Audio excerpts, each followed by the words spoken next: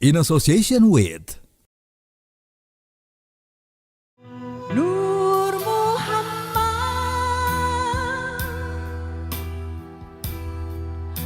Sallallahu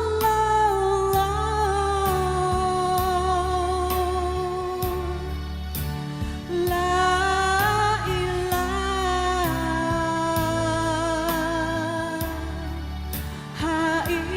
illallah.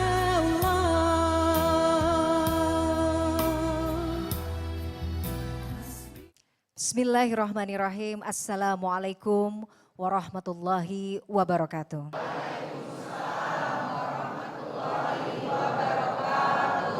Pemirsa Gapai Kemuliaan Ramadan yang dirahmati Allah, apa kabar Anda siang hari ini? Mudah-mudahan Anda senantiasa sehat, bahagia dan selalu berada dalam curahan nikmat dan juga kasih sayang dari Allah Azza wa Jalla. Amin ya Rabbal Alamin. Alhamdulillah senang sekali hari ini saya Miladia Rahma kembali bisa hadir menjumpai Anda dalam program kesayangan kita Gapai Kemuliaan Ramadan Roadshow. Seperti biasa pemirsa, hari ini terasa istimewa karena kami Gapai Kemuliaan hadir langsung di tengah-tengah para jamaah yang luar biasa di masjid kita yang mulia, Masjid Tangkuban Perahu di kawasan Setiabudi, Jakarta Selatan. Kita sapa dulu para jamaah siang hari ini. Bapak Ibu apa kabar, sehat? Alhamdulillah, saya coba ya semangatnya mana nih? Gapai Kemuliaan Ramadan. Alhamdulillah senang sekali karena kita bisa langsung berjumpa di masjid kita yang mulia ini bersama dengan komunitas Tholabul Ilmi Lintas Angkatan Ikatan Keluarga Alumni SMA Negeri 3 Jakarta, luar biasa. Dan tentu saja acara ini merupakan kolaborasi antara CNN Indonesia, dalam hal ini adalah Gapai Kemuliaan, bersama dengan para teman-teman dari Ikatan Keluarga Alumni SMA Negeri 3 Jakarta sebagai ikhtiar dan juga usaha kita untuk mengisi hari-hari kita selama bulan suci Ramadan dengan nilai-nilai kemuliaan, dan semoga Allah ridho dengan ikhtiar kita pada siang hari ini. Amin ya Rabbal Alamin. Dan pemirsa yang juga berbahagia, hari ini luar biasa karena kita akan belajar tentang 10 hari terakhir. Jadi apa-apa saja yang kita bisa lakukan untuk menghidupkan malam-malam kita di 10 hari di bulan Ramadan ini. Dan seperti biasa kami sudah kehadiran tamu yang juga luar biasa, guru kita yang mulia, ada Ustadz Dr. Ahmad Sarwat. Assalamualaikum Ustadz. Waalaikumsalam warahmatullahi wabarakatuh. Apa kabar Ustadz, sehat? Alhamdulillah sehat walafiat. Alhamdulillah. Semoga Bapak Ibu semua sehat-sehat ya Bapak Ibu ya.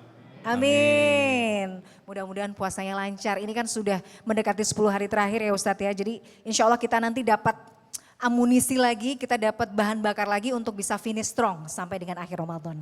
Dan itu tadi Ustadz, tidak usah berlama-lama lagi, kita akan langsung Bapak Ibu untuk ke kajian kita untuk tema 10 hari terakhir ini, seperti apa kemudian amalan-amalan yang harus dihidupkan agar kita meraih itu tadi Ustadz. Finish strong di akhir Ramadan, karena harapannya begini, biasanya itu 10 hari terakhir itu justru distraksinya paling banyak. Sudah mendekati Idul Fitri, orang sudah mulai mikirin belanja, mikirin mudik. Kira-kira bagaimana kita tetap punya fokus dan tujuan untuk bisa itu tadi finish strong di 10 hari terakhir. Tafadhol. Iya, jadi memang balik lagi budaya dan tradisi kita ini memang kadang-kadang tidak selalu sejalan ya dengan kebiasaan dari Nabi. Kita biasanya geber Ramadan tuh dari 1 bulan sebelum Ramadan. Udah tarhib sana, tarhib sini dan sebagainya, begitu masuk Ramadan gaspol sekencang-kencangnya.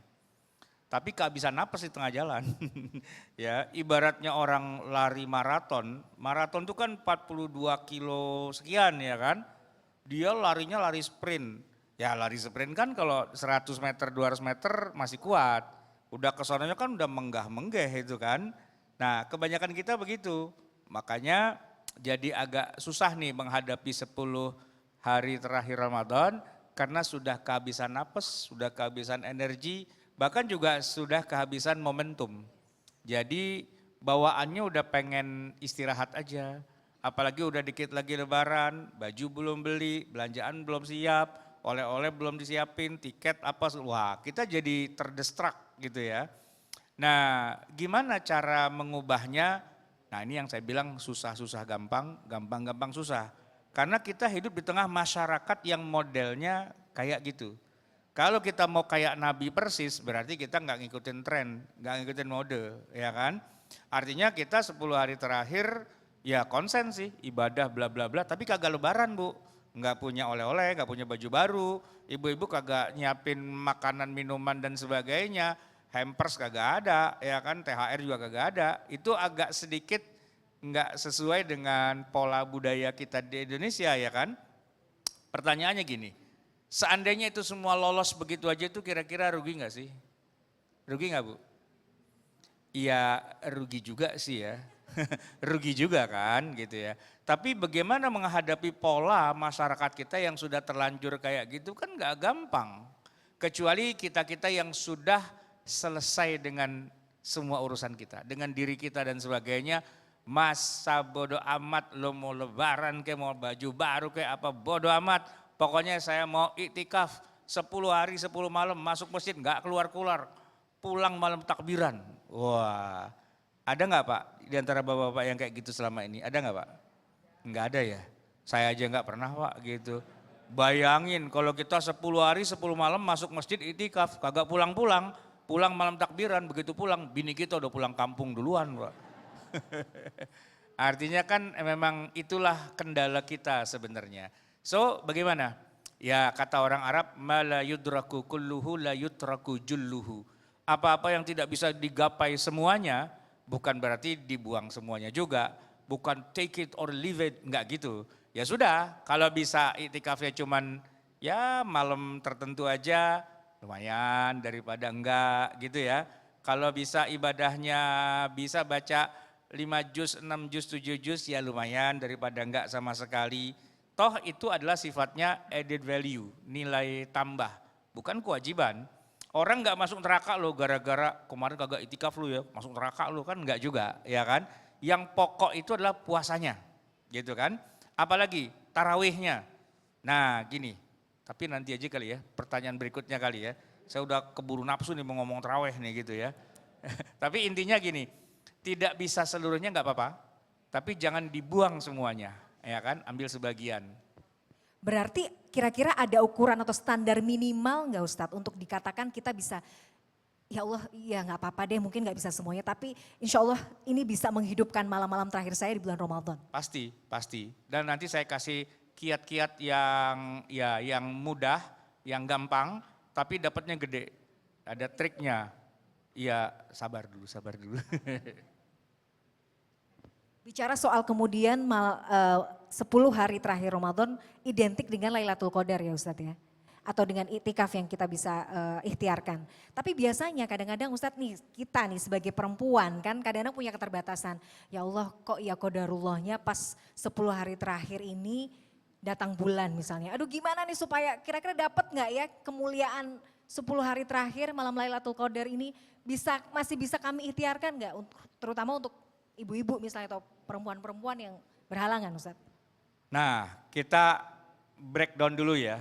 Lailatul Qadar itu tidak pernah ada satupun ayat atau hadis yang menyebutkan tanggalnya secara presisi. Bahwa kans atau kemungkinannya di 10 hari terakhir ya. Bahwa ada kemungkinan di ganjil-ganjilnya ya.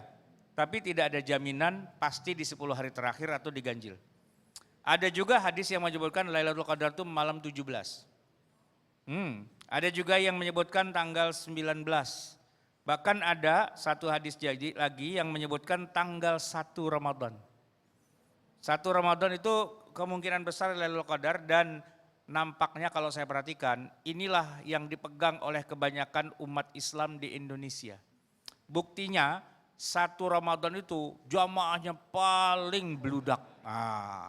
Itu berarti kan mereka yakin 1 Ramadan itu adalah Lailatul Qadar.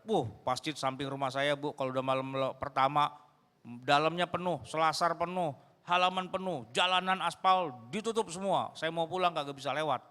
Ya, jadi kata satpam yang jaga, mohon maaf Pak Ustadz nih jamaah kebanyakan. Tapi tenang aja kalau udah 2-3 hari juga ntar tinggal dikit gitu katanya. Dan kalau sudah tanggal 27 ya, wah itu udah sepi banget. Jangankan jamaahnya, imamnya aja pulang kampung, ya kan? Gitu. Nah, mallnya rame ya, mall, terminal gitu, bandara, stasiun rame. Jadi sebenarnya Lailatul Qadar itu tidak selalu presisi pada tanggal tertentu, para ulama banyak mengatakan dia bisa saja loncat-loncat pindah-pindah. Bisa di malam pertama, kedua, ketiga, keempat, kelima, dan seterusnya. Terus gimana? Nah kan gimana caranya? Gini, karena memang Nabi tidak pernah menyebutkan, ya. Saya tanya dulu Bu, kira-kira sebenarnya Nabi tahu tapi main petak umpet sama kita atau Nabi tidak tahu? Kalau Nabi tahu tapi dia tidak kasih tahu ke kita, berarti Nabi itu tidak amanah. Padahal sifat seorang Nabi itu kan apa? Tablik, ya kan, amanah, sidik dan sebagainya. Tahu tapi dirahasiain, oh berarti ada masalah. Berarti memang Nabi tidak tahu, itu seperti ajalnya setiap orang. Bahkan Nabi saja tidak tahu ajalnya kapan, semua itu adalah di sisi Allah, ya kan? Berarti di 30 malam itu kemungkinannya ada di mana saja. Nah triknya apa? Nah ini saya baru buka nih di sini ya. Usahakan cari Lailatul Qadar itu jangan hanya di 10 hari terakhir. Jangan hanya di malam ganjil, soalnya bukan apa-apa. Ibu udah ngincer malam 27, ternyata dia nongolnya di malam 28. Pas kita lagi tidur mulu gitu kan, rugi ya kan. Nyarinya tuh di setiap malam, dari malam pertama cari, malam kedua cari, malam ketiga cari, terus sampai 30 malam upayakan itu tidak ada yang bolong ya kan. Dia mau lari kemana tuh malam Lailatul Qadar, ya enggak? Kan enggak mungkin dia loncat ke bulan Sya'ban, ya kan? Karena dia kan adanya cuma di Ramadan aja. Kalau 30 malam kita jagain, dijamin dapat, ya kan? Nah ibu-ibu juga gitu, kalaupun misalnya haid dan sebagainya, gini Bu, Lailatul Qadar itu, ya kan, tidak hanya melulu bagi mereka yang iktikaf di masjid, oke? Ya kan? Sekarang saya tanya, ibu kalau mau malam-malam itu menghidupkan malam, kalau sholat kan nggak boleh, ke masjid juga nggak boleh kalau lagi haid, ya kan? Terus ngapain? Baca Quran nggak boleh. Terus ngapain kira-kira? Yang bernilai ibadah juga, ritual. Kalau bantuin suami apa kan biasa lah ya, kerja gitu biasa. Tapi ibadah ritual, ibadah yang betul-betul ibadah yang halal bagi seorang yang sedang haid itu apa? Zikir, doa, baca Quran boleh nggak Bu? Baca Quran nggak boleh kan? Tapi saya tanya, kalau orang baca Quran kita dengerin, dapat pahala nggak? Nah, suami suruh baca, ibu dengerin aja. Ah, gitu kan? Yang baca dapat pahala, yang dengerin dapat pahala. Kalau berhenti ayo terusin, kita dengerin. Itu yang baca mulutnya meniran, kita mah santai aja gitu kan? Itu Bu. Baik. Jadi kerjasama. Baik. Jadi intinya masih banyak amalan yang kita bisa curi lah intinya seperti itu ya Ustadz ya. Ketika kita mungkin bagi para perempuan berhalangan. Kita akan lanjutkan pembahasan kita Ustadz, tapi kita jeda terlebih dahulu. Pemirsa jangan kemana-mana, Gapai Kemuliaan Ramadan Roadshow masih akan kembali saat lagi, tetaplah bersama kami. Gapai Kemuliaan Ramadan.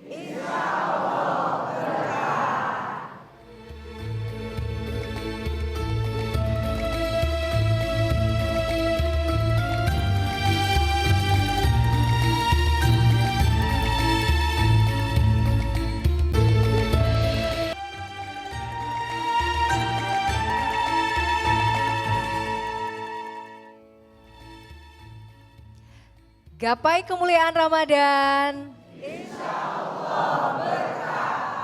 Terima kasih bagi Anda pemirsa Gapai Kemuliaan dan juga para jamaah yang masih setia bersama kami di Gapai Kemuliaan Ramadan Roadshow. Kita memasuki segmen kedua, seperti biasa di segmen kedua ini kami membuka kesempatan bagi para jamaah yang ingin mengajukan pertanyaan kepada Ustadz. Boleh mungkin Bapak Ibu yang punya pertanyaan boleh angkat tangannya dan berdiri. Oke, silakan Bapak yang paling depan. Boleh disebutkan nama dan pertanyaannya Bapak, hati-hati. Baik. Nama saya Niko dari 381. Oke, baik. Pada bulan Ramadan kerap terjadi fenomena masjid penuh di awal dan mal ramai di akhir.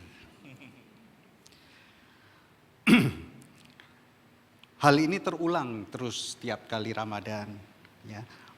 Bagaimana caranya setidaknya saya dan keluarga bisa meminimalisir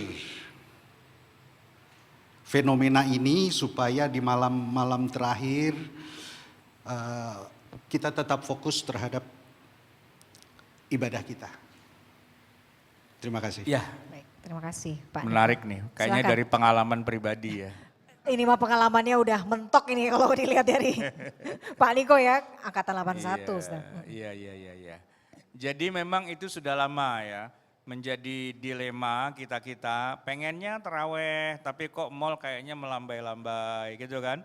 Apalagi kalau kita gini terawih dulu begitu mau ke mall ya udah tutup gitu ya. Memang di kita tuh mall kita ini emang agak susah ya, terlalu cepat dia tutupnya. Kalau kayak di kita kalau umroh Pak ya, itu yang namanya Zam-Zam itu 24 jam loh nggak tutup-tutup. Jam 3 malam juga kita belanja masih bisa gitu kan. Nah di kita memang agak, tapi gini, ternyata apa yang Pak Niko barusan tanyakan itu sudah lama difikirkan. Baik oleh para ustadz dan juga oleh pengusaha mal. Sekarang pengusaha mal udah mulai berpikir juga, kalau gitu di tengah mal kita bikin aja jamaah taraweh. Wah. Jadi beberapa mall Bu, ya kan, itu bikin taraweh. Kenapa saya tahu? Karena yang ceramah saya. Jadi saya tahu. Makanya saya suka kritik juga teman-teman ustadz yang bilang, bukannya taraweh malah ke mall. Loh saya tiap malam ke mall, gitu kan. Ngapain? Taraweh, gitu. Iya. Dan pinternya yang punya mall itu, ya sambil nungguin isya, gitu kan ya. Sambil buka puasa di mall, ya kan sambil nungguin isya, ya kita bisa shopping ya window shopping lah gitu kan. Dan nggak takut mallnya keburu tutup, kenapa? Karena ternyata imamnya juga kompak. Pak Ustadz mohon maaf nih kita cepetin dikit, kenapa? Karena pada mau belanja gitu kan. Ya sudah berarti salat isyanya, salat tarawehnya nggak panjang-panjang, ceramahnya juga nggak panjang-panjang gitu. Sehingga jamaahnya setelah itu masih bisa belanja. Termasuk juga ustadznya mau belanja juga, ya kan bisa dapat dua-duanya. Kan tidak haram ke mall, ya kan? Tapi taraweh dapat, kalau emang bisa dua-duanya, why not? Kan begitu ya. Nah di beberapa tempat masjidnya yang bikin mall. Jadi di mall jongkok, ya kan, mall jongkok. Jadi di depan masjid banyak yang pada gelar, iya banyak yang kayak gitu juga. Artinya dua-duanya dapatlah, fid dini wad dunya wal akhirah, semuanya dapat, itu gaya kita kompromi. Kan maunya kompromi kan Pak ya, ya belanja juga dapat ya kan ke mall. Sekarang tuh rata-rata mall, saya beberapa kali ngobrol sama yang punya mall, padahal mohon maaf ya, non muslim. Saya bilang, Pak, mohon maaf nih Pak, Bapak kan non muslim. Kenapa Bapak bikin mall ada masjidnya gede banget, cakep banget? Dia bilang, walaupun saya non muslim, saya tahu yang belanja di mall saya tuh muslim semua. Dan ustadz-ustadznya bilang, sholat bukannya terawih malah ke mall. Nah sekarang saya ganti, di dalam mallnya ada masjidnya. Ayo mau kemana? Kan pinter dia kan. Yang begitu, kalau nggak gitu nggak punya mall dia, ya kan. Nah jadi bisa dikompromikan sih sebenarnya gitu. Cuman ada satu Bu syaratnya, kalau ibu mau terawih di mall, jangan lupa bawa dompet, ya kan. Ya karena ngapain kalau cuma lihat-lihat doang terus pulang gitu kan nggak enak juga. Tapi sekarang nggak perlu dompet kok, cukup pakai kris. Nah, Dan bawa suami sih ya, kalau nggak ada dompet, nggak ada handphone ya kan Pak. Jadi udah biar aja suami yang bayar, kitanya tinggal nenteng gitu loh. oh gitu ya. Gitu ya Ustaz gitu ya. tekniknya ya. Ini teknik saya. Oke. Saya catat Baik. itu ya. Oke, nah kalau berdasarkan pengalaman pribadi dan mungkin dirasakan ibu-ibu yang lain Ustadz. Tapi memang apalagi saya sebagai perantau nih. Kalau sudah waktunya memang sih apalagi di hari-hari terakhir ya di malam-malam terakhir itu rasanya tuh itu tadi bawaan belanja sama bawaan aduh nanti pulang kampung bawa apa ya segala macam itu jauh lebih mendominasi. Kadang kita ingat gitu ya, kadang kita ingat ya nggak bisa begitu ya, kita harus fokus loh, ini kita kejar dulu nih, kita harus maksimal dulu, selesai dulu di 10 hari terakhir ini, tapi kita nggak bisa menafikan kebutuhan-kebutuhan itu. Bagaimana tetap bisa ngerem ya Ustadz, artinya oke belanja boleh, tapi udah deh, kayaknya segini cukup deh. Punya perasaan atau punya batas cukup untuk diri sendiri, nggak terbawa kemudian dengan hype-nya lebaran itu seperti apa Ustadz? Sebenarnya masing-masing kita tuh punya batasan. Yang jadi masalah tuh ibu suka ngobrol di tukang sayur, itu masalahnya gitu. Karena di tukang sayur itulah kemudian terjadi pertukaran diplomasi. Cakep tuh Jeng, berapa harganya di mana? Gitu loh ya kan. Sama, jadi sebenarnya kita sih kalau nggak banyak ngobrol sama orang lain, segini aja cukup. Tapi begitu ngelihat punya orang lain, kayaknya cakep udah punya dia, kayaknya cakep udah punya dia gitu kan. Nah itu yang bikin kita jadi kayak minum air laut yang digaremin, jadi nggak hilang hausnya malah tambah haus gitu kan. Padahal kalau kita udah merem aja udah segini udah cukup, bismillah gitu ya. nggak usah lihat orang lain karena rumput tetangga selalunya pasti lebih hijau daripada rumput sendiri gitu kan. Nah oleh karena itu yang perlu diperhatikan adalah pergaulan sebenarnya. Bergaul sama teman-teman itu kadang-kadang memang susah juga ya. Saya nih misalnya habis belanja gitu kan, kalau nggak saya pamerin tuh rasanya gimana gitu. Kayak mubazir saya belanja, apalagi saya berhasil menawar. Cuman goceng doang, itu prestasi banget gitu kan. Gengsi banget kalau belanja nggak nawar gitu kan. Nah padahal sih cuman beda goceng doang apa gunanya gitu kan. Tapi itulah pamer ke orang lain bahwa barang ini bagus, harganya murah, bahwa saya pinter nawar gitu kan. Nah yang lain kena itu pengaruhnya, di mana, di sini, di sini. Wah jadi rame itu. Biasanya begitu ibu-ibu sih biasanya gitu kan. Tapi bapak-bapak juga suka juga, cuman kan tinggal objeknya apa. Kalau bapak-bapak kan mungkin ya suka main mobil, main motor gitu kan, main HP, main apa. Nah kalau ibu-ibu ya macam-macam lah, pakaian dan sebagainya. Alasannya ya buat keluarga sebenarnya, walaupun ya buat dirinya juga sih ya. Tapi itu manusiawi ya kan. Maksud saya begini, nggak apa-apa dong kita mau pulang kampung beli oleh-oleh, bagus dong ya kan, nggak ada yang salah kan. Nah cuman jangan sampai tadi kelewatan. Jadi sholatnya kagak, ibadahnya kagak, cuman belanja aja urusannya.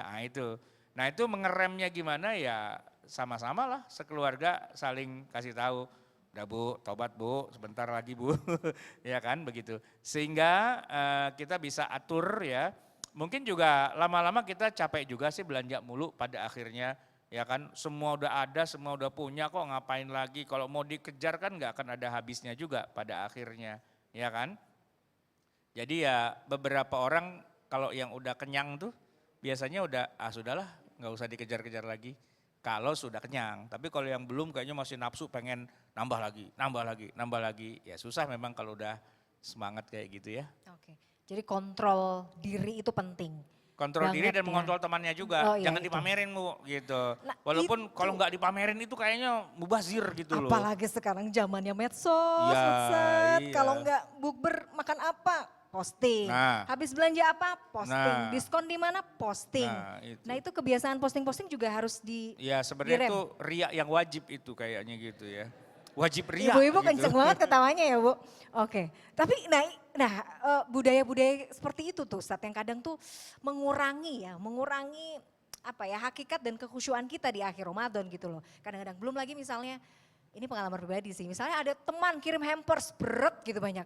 Kan kita nggak enak juga kalau nggak balikin ya Bu ya. Belum lagi nanti diposting-posting, jadi ada justru kok kayaknya kita jadi beban gitu.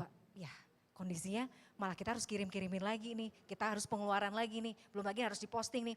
Jadi hal-hal yang menurut kita remeh-temeh justru jadi membebani begitu di akhir Ramadan. Kadang-kadang suka begitu memang, makanya pakailah filsafat orang Betawi. Ya nggak usah pakai beli lagi yang dari orang, kita kasih lagi aja ke orang gitu kan. Paling balik lagi ke yang ngirim yang pertama gitu kan, balik lagi. Oh bisa nih dijadikan tips and trick ya, bisa menghemat gitu ya Ustadz ya. Tapi memang betul ya, kontrol diri, kita bergaul dengan siapa itu juga ngaruh sih sebenarnya Ustadz ya. Bagaimana kita kemudian bisa saling mempengaruhi dalam hal kebaikan. Baik, insya Allah nanti kita akan lanjutkan pembahasan kita ibu-ibu, bapak-bapak. Tapi seperti biasa kita jeda terlebih dahulu, pemirsa jangan kemana-mana. Gapai Kemuliaan Ramadan Roadshow masih akan kembali setelah jeda yang satu ini.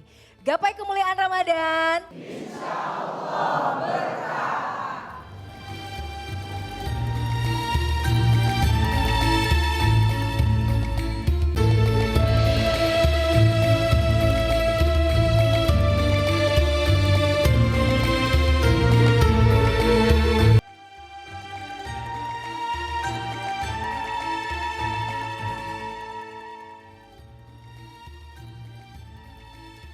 Gapai Kemuliaan Ramadan. Alhamdulillah. Terima kasih para hadirin jamaah yang berbahagia dan juga para pemirsa Anda masih setia bersama kami di Gapai Kemuliaan Ramadan Roadshow. Kita sudah masuk ke segmen ketiga. Kita masih buka sesi tanya jawab kepada Ustadz. Mungkin ada di antara para jamaah yang ingin mengajukan pertanyaan, silakan boleh angkat tangan. Oh silakan Bapak, boleh berdiri Bapak. Disebutkan nama dan juga pertanyaannya. Terima kasih. Assalamualaikum warahmatullahi wabarakatuh. Waalaikumsalam warahmatullahi wabarakatuh. Pak Ustadz, ini saya ingin bertanya, mungkin juga mewakili yang lainnya. Bagaimana hukumnya pada saat 10 atau itikaf tadinya kita kan harus konsentrasi. Gitu. Namun di dalam pelaksanaan tersebut suka berpikiran yang lain, lihat medsos lah atau segala macam, biar agak-agak tidak terlalu monoton di itikafnya. Bagaimana hukumnya ini? Saya rasa demikian. Assalamualaikum warahmatullahi wabarakatuh. Waalaikumsalam warahmatullahi wabarakatuh. Dengan Bapak siapa? Mohon maaf tadi belum disebutkan namanya. Mundari. Bapak Mundari, 383 baik. ya. Ya, terima kasih Bapak. Jadi pertanyaannya iktikaf tuh tetap fokus. Tapi gimana caranya kalau kemudian kita masih daripada boring gitu ya Ustadz ya. Buka-buka handphone, mikirin yang lain, mikirin kerjaan. Jadi fokusnya tuh malah jadi kebagi gitu. Harus bagaimana Ustadz? Nah ini unik dan menariknya ibadah iktikaf ya. Jadi secara teknis namanya iktikaf itu tidak ada pekerjaan khususnya. Tidak ada gerakan khusus, tidak ada bacaan khusus. Cuman dua aja rukunnya. Pertama niat iktikaf, yang kedua memenjarakan diri di dalam masjid. Ya, iktikaf itu artinya al-habsu, memenjarakan diri. Di mana? Di dalam masjid. Isinya ngapain? Terserah. Kalau mau yang banyak pahalanya ya sholat, baca Quran, zikir, bla bla bla. Tapi tidur boleh, ngobrol boleh, bercanda boleh, loncat-loncat, koprol boleh. Terserah, apa aja bebas. Yang penting selama Bapak ada di dalam area masjid, itu namanya iktikaf. Oke ya. Nah tinggal mau dikasih nilai seberapa, nah tinggal Bapak yang atur. Kalau mau yang paling enak itu adalah kayak kita begini. Ini Bapak nih Ibu semua, kita nih lagi iktikaf nih Pak, diam-diam. Ngomong-ngomong tadi udah pada niat belum iktikaf? Ya belum niat ya, ya udah sekarang niat lah ya. Ya Allah saya iktikaf nih gitu kan. Nah enaknya adalah kita nggak boring. Kan kalau baca Quran 2 lembar juga mata udah sepet-sepet ya kan. Mana kagak paham, mana kagak lancar gitu kan, susah. Tapi kalau kita kajian nih kayak gini, kan kita bisa ngomongin apa aja. Bisa ngomong The Beatles, bisa ngomong Rolling Stone, bisa ngomong apa dan sebagainya ya kan. Selama hal-hal itu yang sifatnya tidak maksiat, ya sesuatu yang sifatnya ada nilai tambah dan sebagainya. Walaupun gak cuman Quran ngaji, tapi wawasan, ilmu dan sebagainya kan semuanya bagus. Nabi sendiri di dalam masjid pun juga gak cuman sekedar akhirat, surga, enggak gitu kan. Nabi ngatur strategi perang, Nabi juga ngatur segala hal yang menjadi kebutuhan masyarakat dan hal-hal yang kehidupan duniawi yang lain. Jadi Bapak buka medsos nggak apa-apa, cuman yang nggak boleh Pak sambil buka medsos sambil maki-maki orang, nah itu nggak boleh gitu kan. Nah, buka medsos tapi kemudian mencela sana, maki-maki sana, dan itu yang nggak boleh. Tapi ya orang berkegiatan namanya orang hidup nggak bisa dibilang kalau udah di masjid pikiran surga doang, ya nggak bisa begitu ya kan. Orang tuh punya kebutuhan intelektual ya kan, apalagi sekarang sudah ada yang namanya artificial intelligence, AI. Saya Bu, setiap hari itu pegang HP, itu bukan medsos yang saya buka. Apa? AI. Kenapa? Saya banyak belajar lewat AI. Bukan berarti saya nggak punya bukunya, tapi buku, kitab dan sebagainya kan adanya di rak di lemari. Ya kan? Bacain satu-satu itu capek, ya kan? Sementara semuanya itu bisa kita tanya lewat dia. Ada buku ini yang ngarang ini, isinya gini-gini, tolong cariin dalilnya dong. Dia bisa jawab, gitu, ya kan? Nah sehingga kalau kita mau main HP dalam tanda petik main gitu ya, kayak main padahal tuh belajar loh, padahal tuh ilmu loh dan sebagainya itu dapat. Kemarin Bu, saya mau cerita sedikit ya, ini rahasia jangan bilang-bilang ya. Saya diundang oleh sebuah kementerian. Nah saya nggak bilang nama menterinya dan kementeriannya. Tapi saya nggak ngeh bahwa yang mendampingi saya langsung Pak Menteri. Karena orang semua datang itu bilang, selamat siang Pak Menteri, saya kaget. Astagfirullah, saya diundang sama menteri, saya aja nggak kenal dia siapa. Gitu kan, cuman saya tahu ini kementerian apa. Udah saya buka HP, saya buka ChatGPT. Kementerian ini nama menterinya siapa ya? Gitu dijawab. Dia namanya pantesan gitu kan. Berarti dia ini menterinya kan gitu ya. Terus saya tanya dia tuh orang mana dan sebagainya. Terakhir saya tanya, Islam bukan dia gitu. Islam, alhamdulillah gitu ya. Jadi saya ngobrol sama Pak Menteri itu kayak udah akrab. kenal. Pak, gimana kabarnya si ini? Gimana kabarnya itu? Loh, Pak Ustadz tahu? Tahu dong gitu. Padahal gue buka ChatGPT barusan itu Pak, ya kan? Nah itu kan berarti bisa belajar banyak dari situ. Tidak selalu yang namanya HP itu adalah negatif. Tergantung kita. HP itu ibarat pisau. Ya bisa buat nusuk orang, tapi juga bisa buat nyembelih kurban.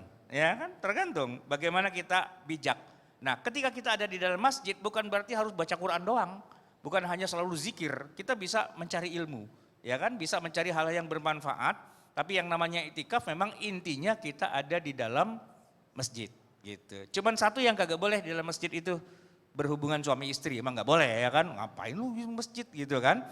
Tapi di luar itu apa saja yang halal tentunya boleh. Kalau emang kebelet harus ke kamar mandi ya kamar mandi. Tapi balik lagi ke dalam ya kita teruskan saja itikaf kita, gitu.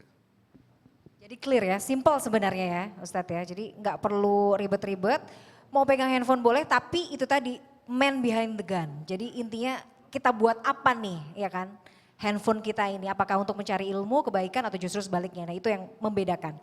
Nah kita masih buka satu kesempatan lagi bagi para jamaah yang mau bertanya. Boleh mungkin Bapak Ibu silakan. Oke silakan Bapak yang paling belakang. Boleh disebutkan nama dan pertanyaannya. Baik, terima kasih. Assalamualaikum warahmatullahi wabarakatuh. Waalaikumsalam warahmatullahi wabarakatuh. Terima kasih Ustadz, kajiannya tentang iktikaf. Pertanyaan saya adalah, bagaimana bagi mereka yang terbatas pekerjaannya karena sistem shift? Bagaimana mereka mendapat kemuliaan pada iktikaf? Itu aja pertanyaan Ustadz, makasih. Dengan Bapak siapa Pak? Pak Abdul Syukur. Pak Abdul Syukur, Ya. baik. Dari angkatan? 388. 388. Satu angkatan, Satu angkatan, Besti terima kasih. ternyata. Besti dong. Besti. Besti. SMP besti, SMA besti. Wah luar dalam nih udah tahu Luar nih dalam, Ustadz nih. iya. Waduh. Ustadz Jadi dulu beliau ekstrim nih- dulu, zaman dulu nih. Masya Zaman dulu Allah. ekstrim. Oh ekstrim. Tapi alhamdulillah sekarang sudah baik, sudah enggak. Masya Allah luar biasa. Baik. Ya. Oke Ustadz bagaimana? Jadi supaya kemudian teman-teman yang karena pekerjaan harus bekerja di shift malam itu tetap juga mendapatkan kemuliaan di akhir Ramadan. Jadi gini, iktikaf itu sebenarnya dia tidak ada terikat dengan waktu. Dia bisa dilakukan pada pagi, siang, sore, malam dan sebagainya, kapanpun 24 jam itu ada ya. Nah kemudian makanya kalau yang shift malam ya nggak apa-apa, ya, iktikafnya siang. Karena masalahnya gini, kita tuh selalu berpikir bahwa iktikaf itu adalah sebuah ritual yang diawali dengan pembukaan baca Quran dan diakhiri dengan doa. Padahal iktikaf itu bukan itu. Iktikaf itu siapapun kita, muslim, masuk masjid, ada orang iktikaf, tidak ada orang iktikaf. Kalau kita masuk niatnya iktikaf berarti itu iktikaf. Ya kan? Coba deh kalau kita lagi bulan Ramadan ke Masjidil Haram, Masjid Nabawi, ada nggak panitia iktikafnya di situ? Nggak ada, nggak ada. Ada nggak acara agenda-agendanya terpasang di spanduk? Nggak ada. Siapa penceramahnya hari ini? Nggak ada. Ya kan? Nah, tapi apakah orang di Masjidil Haram tidak iktikaf? Iya, ya iktikaf. Karena iktikaf itulah berada di masjid dengan niat ibadah, gitu kan? Nah, sehingga iktikaf itu tidak harus, nanti malam di masjid itu ada iktikaf enggak? Ya tergantung, kalau ada satu aja orang masuk ya berarti ada yang iktikaf, kan gitu kan? Karena iktikaf itu bukan sebuah acara, bukan perhelatan, bukan majelis taklim atau apa, bukan. Iktikaf itulah ibadah yang bisa dilakukan oleh satu orang kapan saja terserah dia, ya kan? Dan waktunya tidak harus yang sehari semalam atau malam atau siang, enggak. Kecuali satu madhab dari 4 madhab itu, yaitu madhab Maliki. Kita di Indonesia madhabnya bukan Maliki, kita Syafi'i. Maliki memang agak unik, ya. Jadi gini, dikatakan iktikaf itu minimal harus sehari semalam. Kalau kurang dari itu berarti dianggap batal, nggak sah, ya. Harus sehari semalam. Sehari semalam dimulai dari kapan? Dari sebelum maghrib itu sudah masuk karena batas mulai iktikaf itu adalah maghrib. Dan baru dikatakan sekali iktikaf, hitungannya kalau 24 jam kemudian maghrib lagi besoknya itu kita selesai. Itu dikatakan 1 hari iktikaf. Tapi itu hanya madhab Maliki. Sedangkan madhab Syafi'i dan madhab-madhab yang lain enggak ada ketentuan kayak gitu. Kita masuk masjid capek, tukang ojek, ya, ojol capek masuk masjid kan gitu ya. Nawaitul i'tikafa. Ya Allah saya berniat iktikaf fi hadzal masjid, di masjid ini. Duduk. Baru duduk sebentar, ting tung ting, wah ada panggilan nih berangkat. Sudah itikaf itu Pak. Ya kan? Asalkan duduk sejenak saja sudah itikaf. Tentu pahalanya beda dengan yang itikafnya sehari semalam, ya kan? Tapi tidak ada batas minimal. Ya begitu masuk masjid, asalkan 1 kali nafas aja kita, udah gitu kan? Terus udah yuk keluar lagi. Lah katanya mau itikaf, udah barusan napas sekali itu, udah gitu kan? Udah itikaf itu sebenarnya. Jadi unik sebenarnya itikaf itu. Nah, tetapi memang kalau Nabi SAW mengkhususkan 10 hari terakhir itu beliau itikaf. Tapi itikaf beliau tuh susah. Ya bayangin, tanggal 20 Ramadan sebelum maghrib beliau masuk masjid. Pulang-pulang malam takbiran. Berarti kan 10 hari 10 malam ya kan, habis-habisan. Tapi itu tidak dilakukan oleh Nabi setiap tahun, enggak. Tahun pertama perang Badar, gimana mau itikaf perang Badar? Tahun kedua perang Uhud. Tahun-tahun yang lain ada banyak perang perhelatan dan sebagainya. Tahun ke-8 terjadi peristiwa Fathu Mekah. Ya kan? Jadi yang namanya itikaf 10 hari 10 malam itu tidak setiap tahunnya. Itu dia laksanakan oleh Nabi, ya kan? Dan ketika Nabi melakukannya, itu sudah di akhir dari hidupnya di mana semua PR kehidupan beliau sudah tuntas gitu. Jadi ya kalau kita nih yang usia-usia sudah kayak gini kan semua masalah kehidupan udah tuntas nih Bu ya. Nah, bolehlah kita saya mau sebulan di masjid nggak keluar-keluar, bisa ya kan. Tapi kan perusahaan udah ada yang ngatur, ya enggak. Usaha semua udah jalan, lapak semua udah jalan, semua udah. Kita udah nggak nyari duit Bu, duit yang nyariin kita. Wah kan udah keren tuh kayak gitu kan. Nah itu mau itikaf sebulan, mau 2 bulan juga nggak apa-apa itu, aman. Tapi kalau setiap hari masih harus setor, masih harus lapor, masih ada atasan yang nyari-nyari dan sebagainya, nggak bisa begitu dong. Kan hidup itu bukan hanya urusan iktikaf doang. Iya, Nabi itu sangat adil. Dari 9 kali hidupnya beliau mengalami Ramadan, tidak semua Ramadannya itu isinya iktikaf doang. Malah lebih banyak perang daripada iktikaf sebenarnya, gitu ya. So, gimana? Tahun besok kita perang apa gimana nih? Enggak ya, enggak perang. Ya pokoknya sesuai dengan realitas kita aja gitu. Jadi Bapak Ibu mau iktikaf malam boleh. Terus waduh kayaknya besok ada acara nih gitu. Pulang boleh, kenapa? Dan di Jakarta tidak ada iktikaf yang 24 jam itu enggak ada. Saya sering diundang acara iktikaf. Kadang-kadang ya malam itu acaranya setelah taraweh kan baru mulai pada itu. Itu habis subuh aja masih ada kajian sebentar jam 6 bubar. Jangankan pesertanya, panitianya aja pulang, ya kan bubar gitu kan. Apakah sah? Sah banget, kenapa jadi nggak sah gitu. Kan kita mazhabnya bukan Maliki. Kalau Maliki kagak sah itu, kagak aci lu, nggak boleh pulang lu, ntar habis maghrib baru boleh pulang gitu. Karena minimal dia hitungannya adalah 24 jam. Masya Allah, jadi nah ini juga pemahaman dan pencerahan baru sebenarnya buat saya Ustadz. Saya pikir memang harus di set nih pokoknya yang namanya iktikaf ya udah nggak pulang-pulang. Tapi ternyata tergantung niat kita ya, Allah nanti mencatat itu. Dan sesuaikan dengan kebutuhan kita sebenarnya. Boleh nggak apa-apa gitu ya. Bahkan untuk sekedar, misalnya Ustadz saya merasa oke saya hanya punya waktu sekian jam untuk bisa berdiam diri. Saya niatkan dari rumah ya Allah saya memang niat iktikaf di masjid ini, saya datang. Mungkin saya baca Quran semampu saya, cari ilmu, kajian sedapatnya, bahasanya gitu. Sepulang insya Allah juga sudah dapat kemuliaan ya Ustaz. Teman saya itu itikaf ya Bu ya, habis pulang kantor dia itikaf.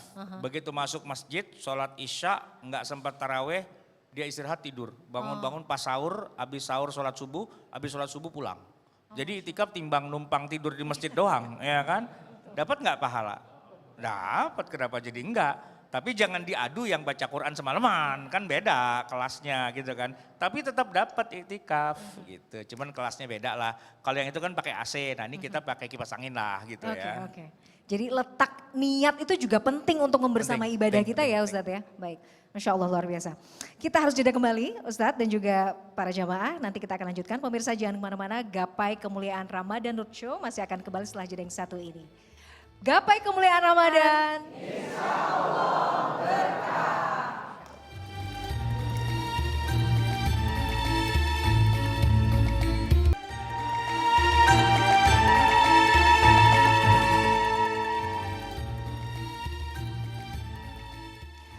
Gapai kemuliaan Ramadan. Insyaallah berkah. Masih semangat Bapak Ibu? Masih dong, tambah sampai akhir ya, Masya Allah. Terima kasih bagi para jamaah yang juga masih semangat, masih setia dan juga para pemirsa di rumah. Anda masih bersama kami di Gapai Kemuliaan Ramadan Roadshow. Kita sudah sampai di segmen terakhir, kita masih ada beberapa hal yang perlu dibahas.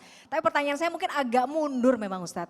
Karena saya berpikir begini, sebenarnya esensi atau hakikat dari anjuran untuk berdiam diri atau itikaf di masjid itu sejarahnya bagaimana ya Ustadz? Dan apa sih kemudian kemuliaan-kemuliaan yang bisa kita dapatkan dengan hanya melaksanakan aktivitas biasa, tapi itu di rumah Allah?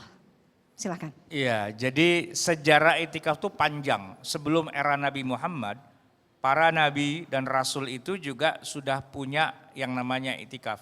Cuman mereka itikafnya bukan di masjid dulu, naik ke atas gunung. Jadi sebelum dapat Taurat, Nabi Musa itu disuruh bertapa selama 40 hari 40 malam di atas gunung. Ya, naik ke atas gunung. Ke tempat-tempat yang sepi, yang sunyi dan sebagainya. Nabi Ibrahim masuk ke dalam gua. Dan ketika Nabi Muhammad SAW menerima wahyu pertama, lokasinya beliau itu lagi di dalam gua. Lagi ngikutin ibadahnya kakek moyangnya beliau yaitu Nabi Ibrahim alaihissalam. Tapi, nah ada tapinya, setelah era Nabi Muhammad SAW, Allah mengubah ketentuannya. Tidak perlu naik gunung, tidak perlu ke tempat sepi, tidak perlu masuk goa. Sudah kamu jadi tamunya Allah saja. Di dalam rumahnya Allah yaitu di dalam masjid. Ngapain? Terserah mau ngapain aja. Maka Anda masuk masjid, Anda jadi tamunya Allah, selama itu argo jalan terus. Gitu. Jadi sudah diganti, maka kita tidak perlu ke goa lagi. Ya kan? Dan Nabi Muhammad sejak pertama kali ketemu Jibril, malaikat Jibril di Gua Hira, setelah itu nggak pernah lagi ke Gua Hira, nggak pernah. Makanya pemerintah Saudi lama juga tuh melarang orang naik ke Gua Hira. Ngapain lu ke Gua Hira, ya kan? Udah nggak ada syariatnya. Cuman kan kalau kita nih pengennya, oh di sini dulu ketemu Jibrilnya kan gitu kan, kita penasaran. Tapi itu nggak ada ritualnya, makanya nggak ada orang naik ke Gua Hira kan tinggi tuh. Terus dia sholat sunnah di situ nggak ada sholat tahiyatul goa itu nggak ada. Ya kan nggak ada, karena emang udah bukan ritual lagi. Dan kalau dijalankan malah jadi bid'ah ujung-ujungnya kan gitu. Sudah diganti menjadi masjid. Masuk masjid kita sholat tahiyatul masjid, menghormati yang punya rumah ini yaitu Allah. Dan kita jadi tamunya Allah. Sepanjang kita jadi tamunya Allah, Allah memuliakan tamunya. Nah kita dimuliakan Allah ketika kita berada di rumahnya Allah. Dan sepanjang itu kita dapat ibadah yang free. Loh. Orang itikaf itu tidak ada bacaan khusus, tidak ada gerakan khusus, ngejogrog aja di rumahnya Allah, itu ibadah terus tuh. Kan enak. Tapi kalau kita mau tambahin dengan baca Quran, dengan sholat, dengan zikir, dengan doa, dengan apa dan sebagainya ya double-double berarti berlapis-lapis. Ya ngejogrog aja, ini dari tadi kan kita ngejogrog di sini nih Bu ya kan? Ngejogrog tuh bahasa Betawi Blasonoan itu ya. Nah itu kita sudah dianggap sebagai tamunya Allah. Dan Allah kalau punya tamu nggak ngusir, sonoan lu ngapain di sini mulu? Enggak, ya udah kita di sini sebagai tamunya Allah. Yang namanya tamu pasti dimuliakan sama yang punya rumah, ya kan? Kalau kita mau dimuliakan sama Allah, sering-sering jadi tamunya Allah, kan begitu kan? Oke. Paham, wah Masya Allah, sepakat. Ustadz, jadi kita udah paham sebenarnya bagaimana kemudian hakikat dari turunnya anjuran untuk itikaf ini seperti apa. Nah kira-kira nanti Ustadz yang kita bisa amalkan, adakah amalan-amalan sederhana yang mungkin kita bisa lakukan yang itu bisa menambah kebaikan dan menambah potensi untuk mendapatkan kemuliaan di akhir Ramadan Ustadz. Amalan-amalan sederhana yang mungkin seringkali kita luput untuk melakukan. Salat tarawih Bu, ya gini. Pertama kan salat tarawih itu kalau bisa ya jangan di rumah, di masjid. Karena kita bisa sekalian double dengan i'tikaf, oke? Nah sholat sendiri itu udah berlapis-lapis itu, berlayer-layer, ya kan? Ada berdirinya, ada rukuknya, ada i'tidalnya, ada sujudnya, ada duduk di antara dua sujudnya, ada baca Qur'annya, ada zikirnya, ada doanya, semuanya ada di dalam sholat. Dan sholatnya di dalam masjid, dalam konteks lagi i'tikaf. Dan uniknya adalah itu hanya ada di dalam bulan Ramadan saja dan tidak disediakan di luar Ramadan. Itu menu spesial. Oke? Nah, oleh karena itu, kalau kita mau iktikaf yang enggak usah lama-lama, dan nggak capek-capek, nggak pakai begadang, tarawih aja. Udah, datang ke masjid sebelum isya, lalu sholat isya, lalu kemudian sholat tarawih sampai witir, pulang paling 2 jam. Sudah itikaf belum? Sudah itikaf banget. Nah yang keliru tuh begini, tarawih kagak ikut. Tapi malam jam 10 datang ke masjid, ngapain? Begadang. Lalu tarawih kagak ikut, itu nyungsang namanya Bu. Nyungsang, tahu nggak? Ibarat orang diundang pesta, pakaian udah luar biasa. Jas, ya kan? Kemeja, dasi, kupu-kupu, semuanya udah lengkap. Celananya kagak dipakai Bu. Iya kan? Nah ini yang keliru, ya kan? Saya kadang-kadang lucu deh, ngelihat jamaah itikaf, dia kagak taraweh, dia kagak isya, ya kan? Enggak, dia enggak sholat itu. Tiba-tiba datang jam 10 malam, ngapain? Dengerin ceramah doang. Lalu ngapain tong kayak gitu? Itu taraweh itu penting, nomor 1. Dan itu itikaf sebenarnya. Dan itikaf itu bukan berarti begadang. Enggak. Itikaf itu tidak ada hubungannya dengan begadang. Itu terlalu sebenarnya itu, ya kan? Iya, Nabi emang begadang Bu? Enggak, Nabi enggak begadang. Saya kasih tahu ceritanya gini Bu. Ini jadi panjang nih ya, gini. Nabi itu kalau dikatakan sholat tahajud tahu ya Bu ya, panjang kan? Baca apa Bu? Rakaat pertama Al-Baqarah, Ali Imran, An-Nisa. Itu udah 1/8 Quran. Itu baru 1 rakaat. Rakaat keduanya kayak gitu lagi. Makanya enggak ada orang yang berani sholat di belakang Nabi. Kalau sholat tahajud. Begadang enggak Bu? Begadang enggak? Enggak. Kenapa? Karena Nabi tidurnya di awal. Begitu selesai sholat isya, beliau sudah tidur. Kalau isya sekarang 7:30, jam 8 dia tidur, jam 9 itu udah 1 jam. 10, 11, 12, 1, 2, 3. Kalau dia bangun jam 3, udah 7 jam loh itu. Badan sudah selesai dari istirahatnya, sudah fresh from the oven gitu ya. Jam 3 itu udah gak bisa tidur.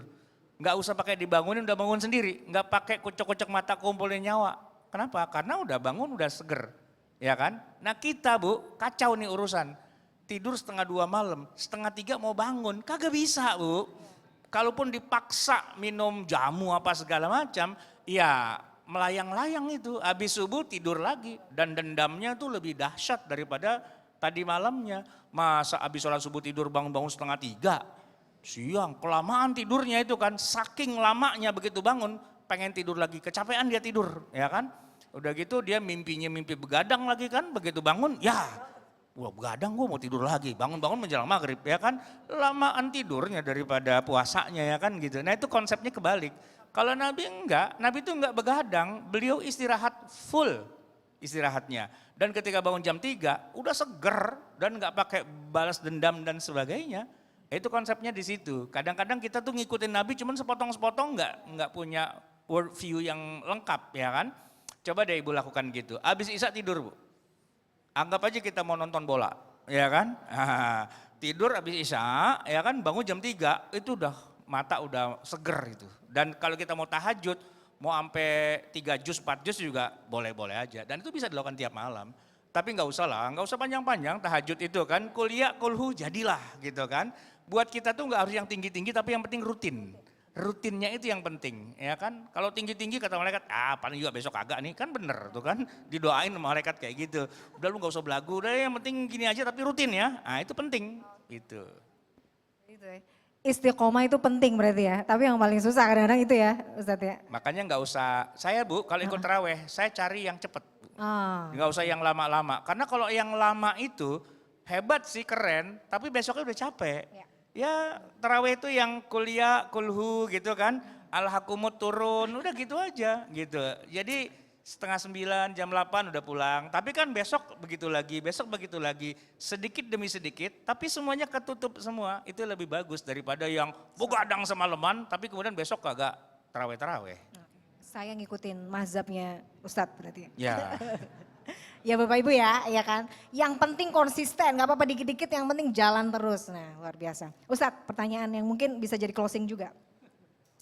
Tanda yang mungkin kita bisa rasakan atau kita bisa lihat ketika insya Allah mudah-mudahan ikhtiar kita 1 bulan ini ada hasilnya. Ada yang bisa kita rasakan gak? Oh jangan-jangan nih mungkin Allah ridho kali ya. Apa yang kita bisa rasakan dari perubahan-perubahan yang mungkin kita bisa rasa setelah mungkin Ramadan selesai?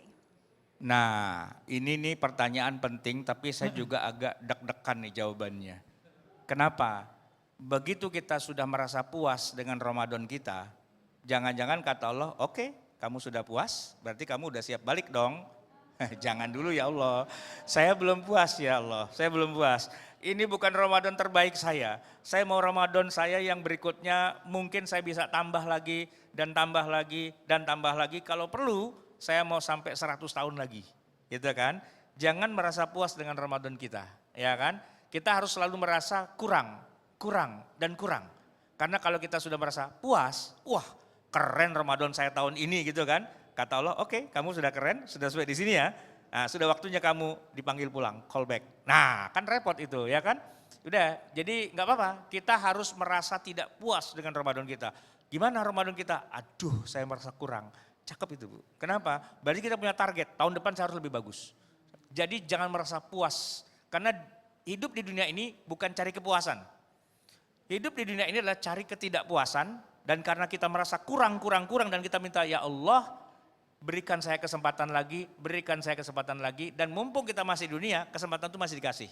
Sebab kalau kita udah sampai di sana, kita bilang ya Allah, kurang nih ya Allah, balik lagi bisa nggak? Kagak bisa lagi, udah mati, kagak bisa, ya kan? Mumpung kita masih di sini, kita harus tidak boleh merasa puas dengan pencapaian. Ya kita tetap mencari yang terbaik, tapi kita tidak boleh mengatakan bahwa ini Ramadan saya yang terbaik. Enggak, ini Ramadan saya kayaknya tahun depan masih bisa ya Allah. Berilah kesempatan lagi ya Allah, saya akan perbaiki, nah, gitu kan. Kalau memang udah bagus, saya akan perbaiki lagi ya Allah, saya perbaiki lagi, terus begitu. Mintanya kan begitu kan, biar kita selalu dapat kesempatan lagi, diperpanjang terus waktu kita. Oke. Jadi poinnya adalah stressing poinnya, jangan pernah puas dengan ibadah yang sudah kita lakukan di bulan Ramadan. Kita bahasanya minta sama Allah, kita cari muka di depan Allah gitu ya Ustadz ya. Untuk tahun depan dikasih kesempatan lagi untuk bertemu Ramadan lagi insya Allah. Amin. Makanya jangan sedih berhenti dari Ramadan, tenang. Kenapa? Masih ada Ramadan tahun depan. Amin, saya akan persiapkan 11 bulan sebelumnya saya sudah siapin dari sekarang.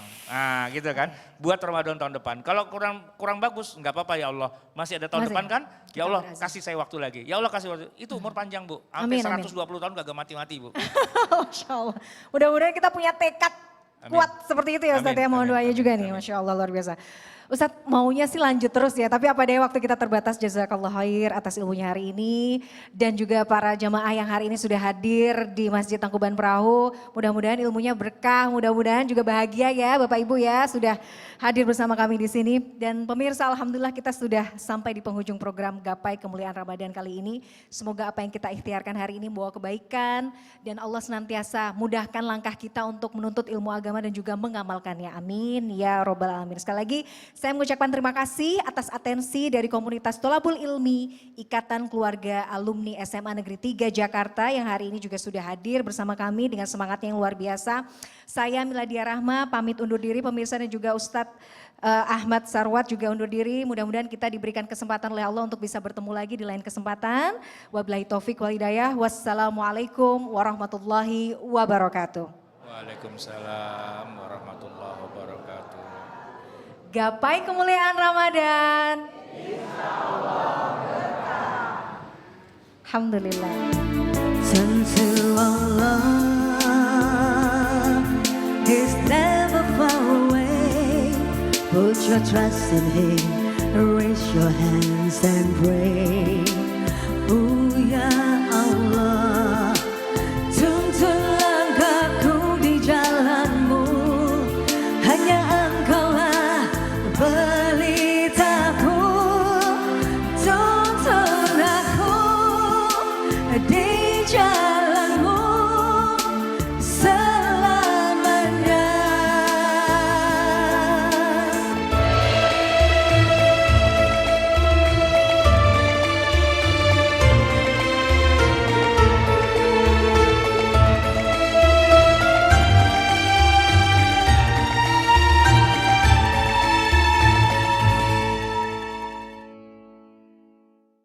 In association with